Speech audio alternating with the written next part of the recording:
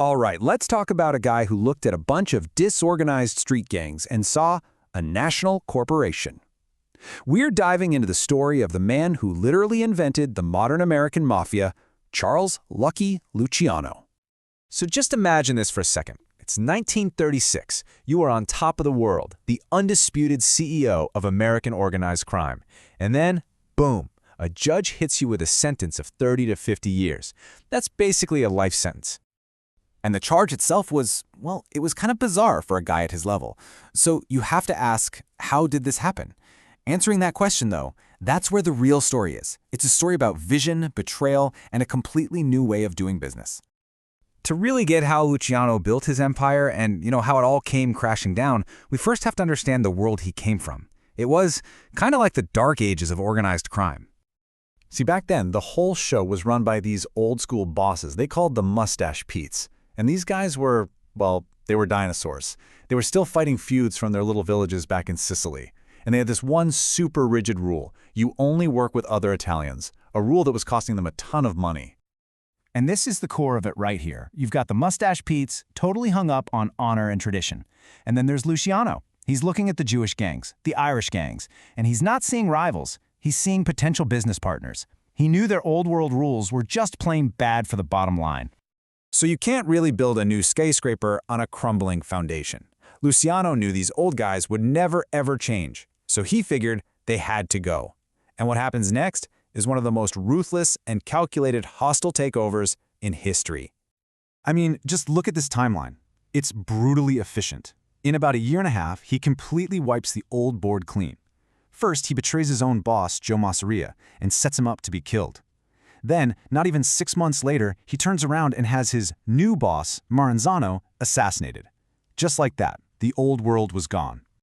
So, with the old guard out of the picture, Luciano is now, without a doubt, the most powerful criminal in America.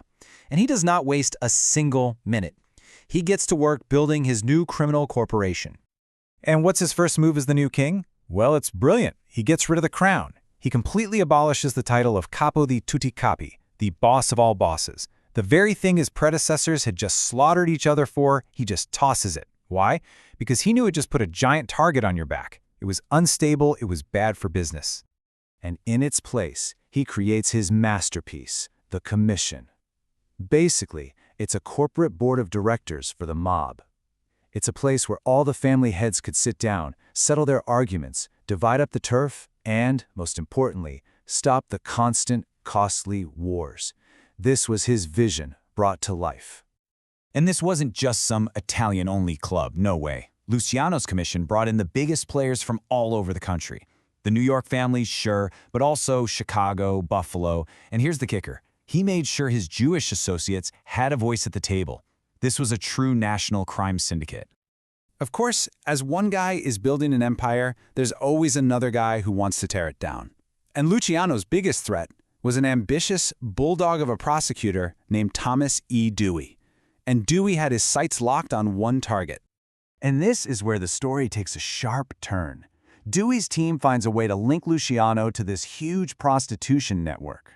It was a shocking charge. Most people in the underworld thought that kind of racket was beneath a boss of Luciano's stature. But Dewey got the arrest warrant and the trial was on. But here's the thing, that conviction has always been shady. A lot of people, including historians and even Luciano's enemies, say the evidence was unbelievably weak. The main witnesses later took back everything they said. The popular theory is that some of his underlings were using his name without his permission, and an ambitious prosecutor just saw his chance and took it.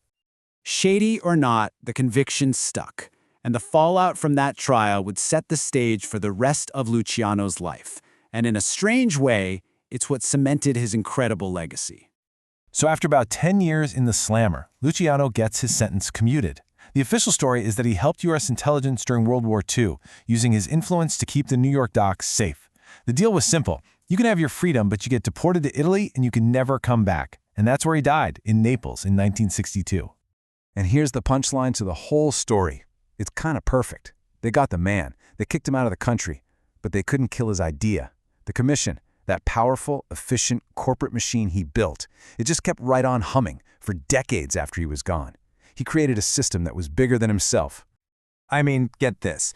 Time magazine put him on a list of the most influential builders and titans of the entire 20th century. Not gangsters, titans. And that really says it all. He wasn't just another mobster, he was a revolutionary organizer, a true mastermind. Which really makes you wonder, what's the difference between a captain of industry and a mastermind of crime?